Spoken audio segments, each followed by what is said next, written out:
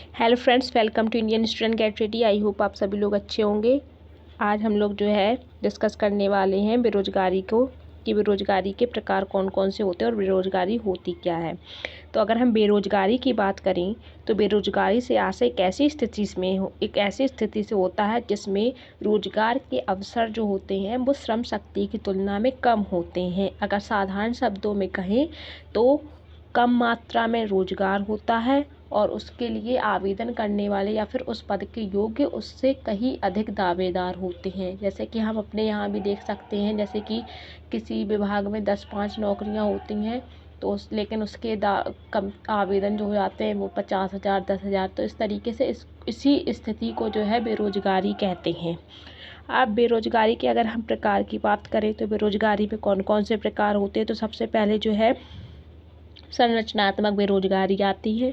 इसमें क्या होता है कि जब किसी विशेष प्रकार के उद्योग के कर्मचारियों को किसी दूसरे विशेष प्रकार के उद्योग के लिए बेकार समझा जाए, यानी कि वो उसके लिए उपयुक्त नहीं माने जाए, तो ऐसी बेरोजगारी को संरचनात्मक बेरोजगारी कहते हैं।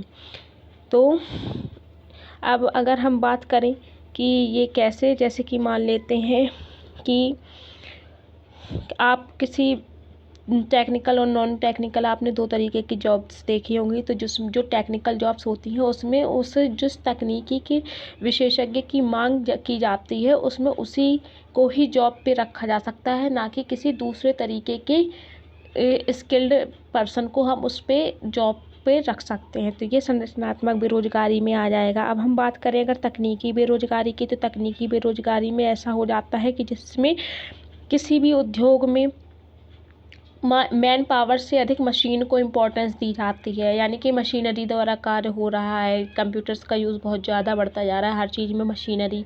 यानी कि अगर हम होटल्स में भी बात करें तो मैन की जगह मशीनरी को इम्पोर्टेंस दी जा रही है, या फिर किसी भी इंडस्ट्री में बात करें, कंपनीज हो गई, हॉस्पिटल्स हो गए, हर चीज़ में आजकल मशीनरी को ज़्यादा इम्पोर्टेंस दी जा रही है। तो इसी को तकनीकी बेरोजगारी कहते हैं। जब किसी भी देश में उसके उद्योग जो होते हैं उसमें स्वचालित मशीनों का प्रयोग इतना बढ़ जाता है कि वहाँ पे जो मजदूर कार्य करते हैं उनका काम छिन जाता है। यानी कि वो कहते हैं हमारा ये काम तो मशीन के द्वारा हो जाएगा, तो हमें मजदूरों की इतनी आवश्यकता ही नहीं। तो इस तरीके की जो बेरोजगारी उत्पन्न होती है उसको कहते हैं तकनीकी बेरोजगारी।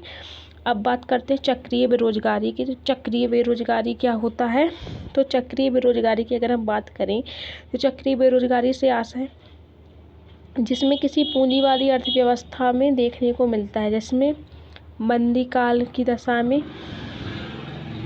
कुछ वस्तुओं की पूर्ति जो होती है उनकी मांग की तुलना में आश्चर्यजनक रूप से बढ़ जाती है, जिससे कि स्टॉक उसके बहुत ज़्यादा हो जाएंगे। यानी कि मांग 4 वस्तुओं की है, बना 10 दिए गए, तो स्टॉक बढ़ गया बहुत ज़्यादा। तो जिसके कारण क्या करना पड़ रहा है, जब तक कि हमारे जो ये 6 एक्स्ट्रा स्टॉक में है ये जब तक कि फिनिश नहीं हो जाते तब तक के लिए हम नया नहीं बना सकते। तो इसके लिए हम लोगों को उद्योग को जो है वो बंद करना पड़ता है, और जब हम लोग उद्योग को बंद करते हैं तो इससे क्या होता है, बेरोजगारी फैल जाती है। तो जाहिर सी बात है जितने भी लोग उस उद्योग में लगे होंगे वो सारे के सारे बेरोजगार हो जाएंगे। और समय बीत जाने पर जब फिर से वो स्टॉक ख़त्म हो जाता है तो फिर से उसको खोल दिया जाता है। तो उसको ही क्या कहते हैं, उसको ही कहते हैं हम लोग चक्रीय बेरोजगारी।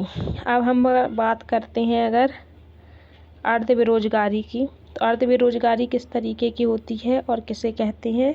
तो अर्ध बेरोजगारी में क्या होता है, जब किसी योग्य व्यक्ति को उसकी योजना से कम अथवा कम समय के लिए कार्य मिले तो इसे अर्ध बेरोजगारी कहते हैं। यानी काम तो दिया जा रहा है, उसकी योग्यता से कम दिया जा रहा है और कम समय के लिए दिया जा रहा है। जैसे कि होते हैं ना कॉन्ट्रैक्ट बेस्ड जॉब्स हो गई, वो उसके योग्य है, एक तो उससे उसको कम काम दिया जा रहा है, दूसरा वो परमानेंट भी नहीं है, एक लिमिटेड टाइम के लिए, 1 ईयर के लिए, 2 मंथ्स के लिए, 14 डेज के लिए इस तरीके का काम दिया जा रहा है, तो वो अर्ध बेरोजगारी है। ठीक है। उसके बाद बात करें तो मौसमी बेरोजगारी। मौसमी बेरोजगारी जो होती है ऐसे उद्योगों में होती है जो विशेष प्रकार के मौसम में ही चलते हैं, उद्योग बाकी समय बंद रहते हैं। जैसे कि मान लेते हैं स्वेटर्स का, ऊन का, इस तरीके का, ये सर्दियों में ही होगा।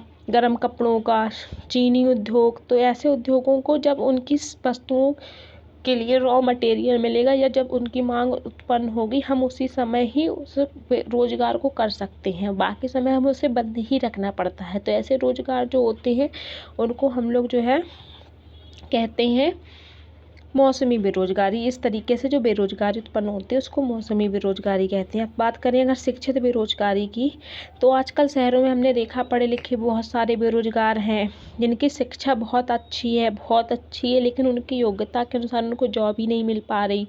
भारत में तो ये समस्या बहुत ही बड़ी लेवल पर है।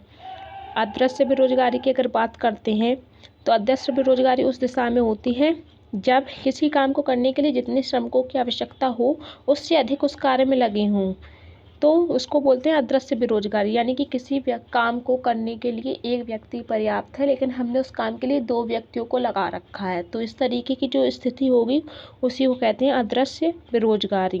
अब हम बात करें अगर ग्रामीण बेरोजगारी की, तो ग्रामीण बेरोजगारी जो होती है ये ग्रामीण क्षेत्रों में होती है, और ग्रामीण बेरोजगारी के अंतर्गत सभी प्रकार की बेरोजगारी आ जाती है, चाहे वो संरचनात्मक हो, मौसमी हो, चक्रीय हो, अदृश्य हो, हर तरीके की ही बेरोजगारी आ जाती है। तो इस प्रकार की बेरोजगारी की समस्या भारत जैसे कृषि प्रधान देशों में बहुत अधिक होती है। तो एक अनुमान के अनुसार बताया गया है कि देश में करीब 10 करोड़ लोग इस प्रकार की बेरोजगारी का शिकार हैं। तो बेरोजगारी तो खैर कोरोना की वजह से बहुत ज़्यादा बढ़ गई है। तो ये सारी की सारी मैंने आप लोगों से बेरोजगारी डिस्कस की। आई होप आपको समझ में आई होंगी। Thank you.